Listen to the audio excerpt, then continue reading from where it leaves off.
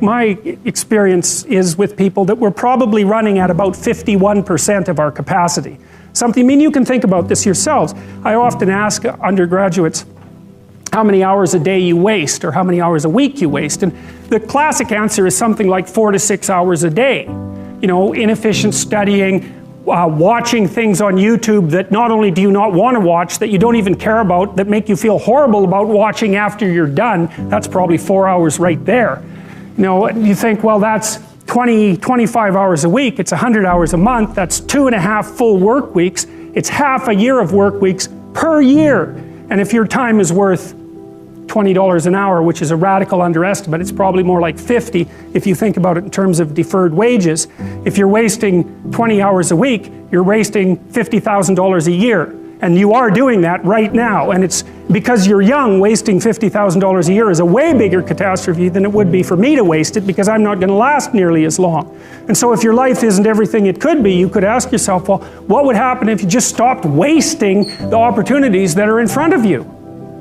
You'd be who knows how much more efficient, 10 times more efficient, 20 times more efficient. That's the Pareto distribution. You have no idea how efficient people get. It's completely, it's off the charts.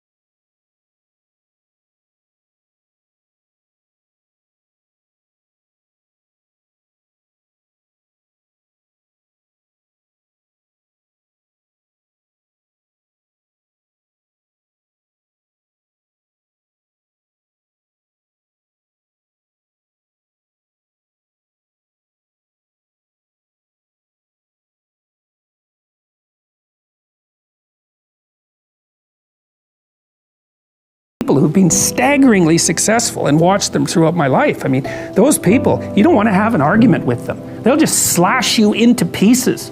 And not in a malevolent way. It's like, if you're going to make your point and they're going to make their point, you better have your points organized, because otherwise you are going to look like and be an absolute idiot. You are not going to get anywhere.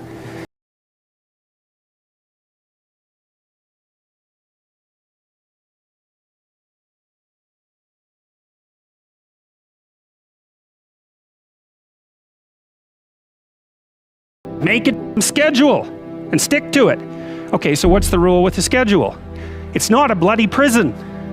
That's the first thing that people do wrong. They say, well, I don't like to follow a schedule. Well, it's like, well, what kind of schedule are you setting up? Well, I have to do this, then I have to do this, then I have to do this, you know, and then I just go play video games, because who wants to do all these things that I have to do? It's like, wrong. Set the schedule up so that you have the day you want. That's the trick. It's like, okay, I've got tomorrow. If I was going to set it up so it was the best possible day I could have, practically speaking, what would it look like? Well, then you schedule that. And obviously there's a bit of responsibility that's going to go along with that, because if you have any sense, one of the things that you're going to insist upon is that at the end of the day, you're not in worse shape than you were than at the beginning of the day, right? Because that's a stupid day. If you have a bunch of those in a row, you just dig, you know, you dig yourself a hole and then you bury yourself in it. It's like, sorry, that's just not a good strategy. It's a bad strategy. So maybe 20% of your day has to be responsibility and obligation, or maybe it's more than that, depending on how far behind you are. But even that, you can ask yourself, okay, well, I've got these responsibilities. I have to schedule the things in. What's the right ratio of responsibility to reward? And you can ask yourself that, just like you'd negotiate with someone who is working for you. It's like, okay, you got to work tomorrow. Okay, so I want you to work tomorrow. And you might say, okay, well, what are you going to do for me that makes it likely that I'll work for you? Well, you could ask yourself that, you know. So maybe you do an hour of responsibility and then you play a video game for 15 minutes. I don't know, whatever turns your crank, man. But, you know, you have to negotiate with yourself and not tyrannize yourself. Like you're negotiating with someone that you care for, that you would like to be productive and have a good life. And that's how you make the schedule. It's like, and then you look at the day and you think, well, if I had that day, that'd be good. Great.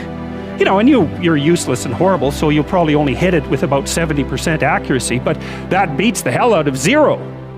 Right? And if you hit it even with 50% accuracy, another rule is, well, aim for 51% the next week, or 50.5% for God's sake, or because you're going to hit that position where things start to loop back positively and spiral you upward.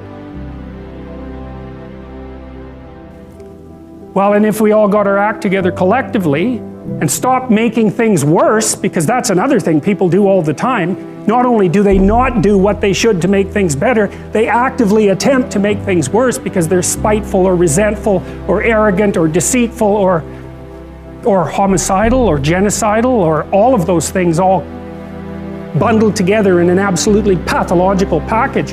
If people stopped really trying just to make things worse, we have no idea how much better they would get just because of that. So there's this weird dynamic that's part of the existential system of ideas between human vulnerability, social judgment, both of which are major causes of suffering, and the failure of individuals to adopt the responsibility that they know they should adopt. It isn't merely that your fate depends on whether or not you get your act together and to what degree you decide that you're going to live out your own genuine being. It isn't only your fate. It's the fate of everyone that you're networked with. And so, you know, you think, well, there's 9 billion, 7 billion people in the world. We're going to peak at about 9 billion, by the way, and then it'll decline rapidly, but 7 billion people in the world, and who are you? You're just one little dust mote among that 7 billion, and so it really doesn't matter what you do or don't do, but that's simply not the case. It's the wrong model, because you're at the center of a network. You're a node in a network. Of course, that's even more true now that we have social media. You'll know 1,000 people, at least over the course of your life. And they'll know 1,000 people each, and that puts you one person away from 1,000,000, and 2 persons away from 1,000,000,000. And so that's how you're connected, and the things you do, they're like dropping a stone in a pond. The ripples move outward, and they affect things in ways that you can't fully comprehend, and it means that the things that you do and that you don't do are far more important than you think.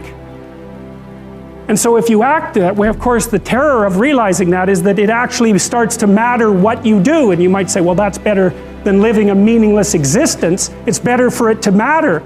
But I mean, if you really asked yourself, would you be so sure if you had the choice? I can live with no responsibility whatsoever. The price I pay is that nothing matters.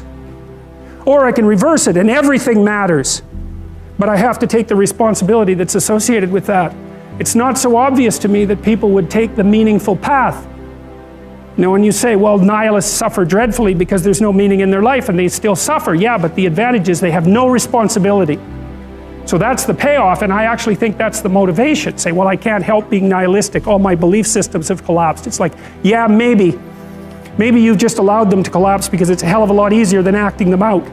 And the price you pay is some meaningless suffering, but you can always whine about that and people will feel sorry for you, and you have the option of taking the pathway of the martyr, so that's a pretty good deal, all things considered, especially when the alternative is to bear your burden properly and to live forthrightly in the world. Well, what Solzhenitsyn figured out, and so many people in the 20th century, it's not just him, even though he's the best example, is that if you live a pathological life, you pathologize your society. And if enough people do that, then it's hell. Really. Really. And you can read the Gulag Archipelago if you have the fortitude to do that, and you'll see exactly what hell is like. And then you can decide if that's a place you'd like to visit, or even more importantly, if it's a place you'd like to visit and take all your family and friends. Because that's what happened in the 20th century. No one can live without a routine. You just forget that. If you guys don't have a routine, I would recommend, like, you get one going, because you cannot be mentally healthy without a routine. You need to pick a time to get up. Whatever time you want, but pick one and stick to it, because otherwise you dysregulate your circadian rhythms and they regulate your mood. Plan a life you'd like to have.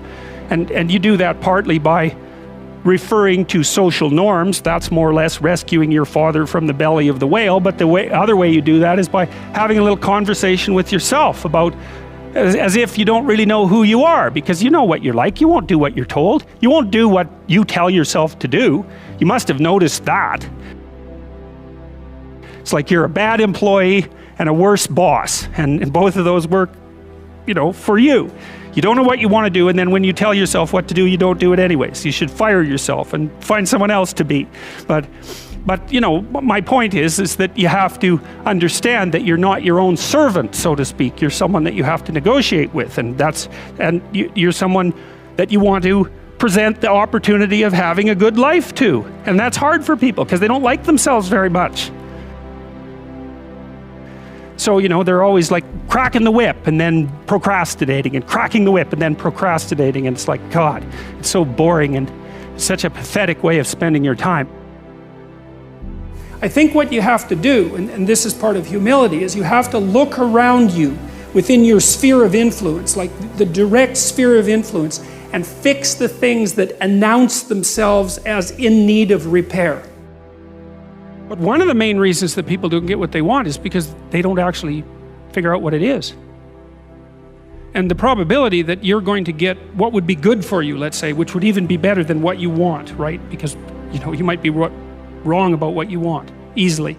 But maybe you could get what would really be good for you. Well, why don't you? Well, because you don't try. You don't think, okay, here's what I would like if I could have it. And I don't mean in a way that you manipulate the world to force it to deliver you goods for status or something like that. That isn't what I mean. I mean something like, imagine that you were taking care of yourself like you were someone you actually cared for. And then you thought, okay, I'm caring for this person. I would like things to go as well for them as possible. What would their life have to be like in order for that to be the case?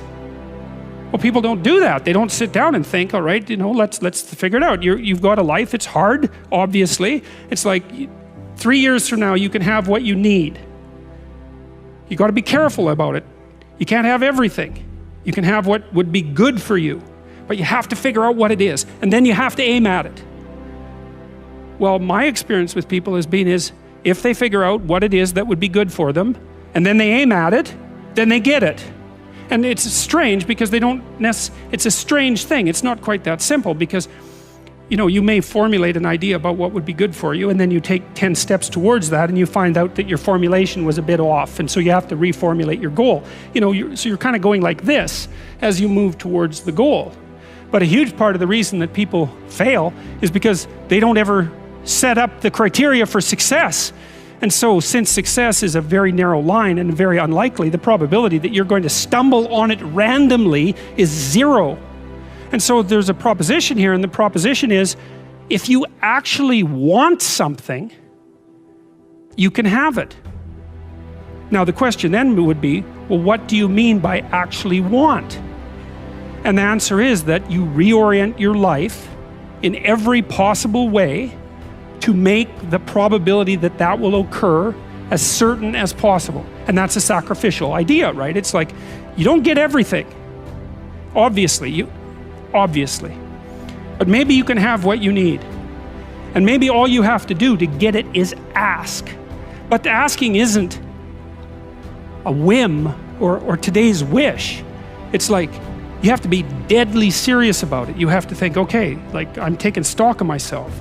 And if I was going to live properly in the world, and I was going to set myself up such that being would justify itself in my estimation, and I don't mean as a harsh judge, exactly what is it that I would aim at? Sit on your bed one day and ask yourself,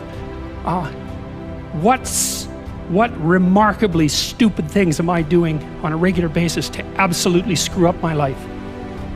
And if you actually ask that question, but you have to want to know the answer, right? Because that's actually what asking the question means. It doesn't mean just mouthing the words. It means you have to decide that you want to know. You'll figure that's out so fast it'll make your hair curl.